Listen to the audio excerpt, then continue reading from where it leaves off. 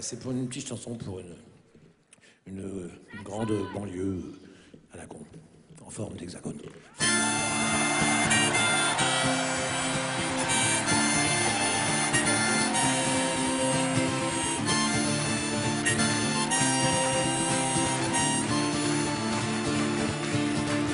Ils s'embrassent au mois de janvier, car une nouvelle année commence. Et depuis des éternités, n'a pas tellement changé la France. Passent les jours et les semaines, y a que des corps qui évoluent. La mentalité est la même, tous des tocards, tous des faux culs. Ils sont pas lourds en février, à se souvenir de Charonne, des matraqueurs assermentés qui filèrent leur besogne. La France est un pays de flics, à tous les coins de rue en a 100. Pour faire régner l'ordre public, ils assassinent impunément. Quand on exécute au mois de mars, de l'autre côté des Pyrénées, un anarchiste du Pays Basque, pour lui apprendre à se révolter. Il crie, il pleure et il s'indigne de cette immonde mise à mort. Mais ils oublient que la guillotine, chez nous aussi, ça plaît encore. Être né sous le signe de l'hexagone, c'est parce qu'on fait mieux en ce moment.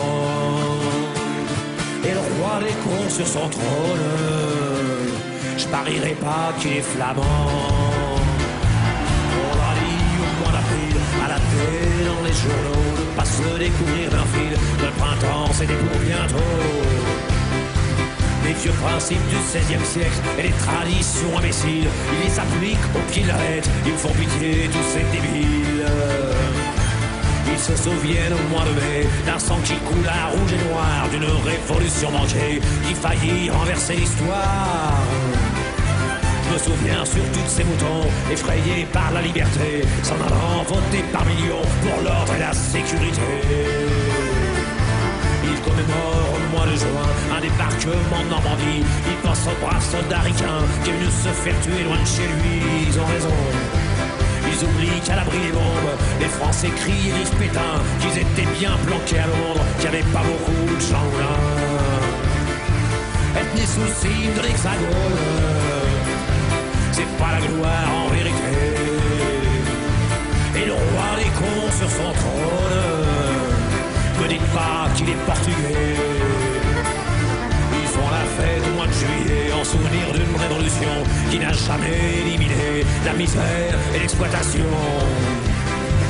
Ils abreuvent de balles populaires, de feux d'artifice et de flonflons. Ils pensent oublier dans la bière qu'ils sont gouvernés par des cons. Et c'est pas fini.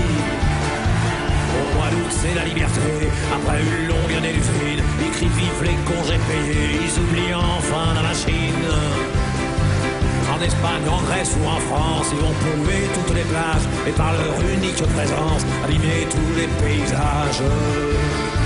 Lorsqu'en septembre on assassine à peu près une liberté, cœur de l'Amérique latine, ils sont pas nombreux à gueuler. Un ambassadeur se ramène, bras ouverts, il est accueilli. Le fascisme, c'est la gangrène, de Bogota jusqu'à Paris. Être né sous le signe de l'hexagone, c'est pas vraiment une sinécure.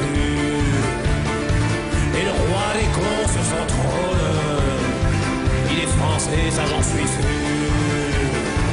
Fini les vendanges en octobre, le raisin fermente entre nous. Ils sont très fiers de leur vignoble, leur côte du Rhône et leur Bordeaux. Ils exportent le sang de la terre un peu partout à l'étranger. Leur pinard et leur camembert, c'est leur seule gloire assez tarée.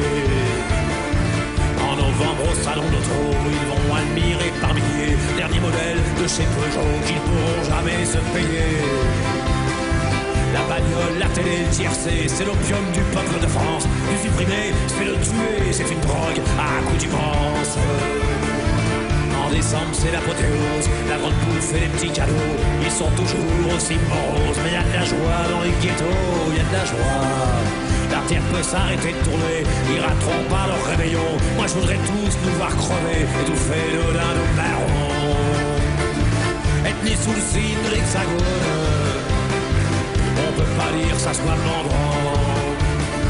Mais si le roi des cons perdait son trône, il y aurait 60 millions de prétendants.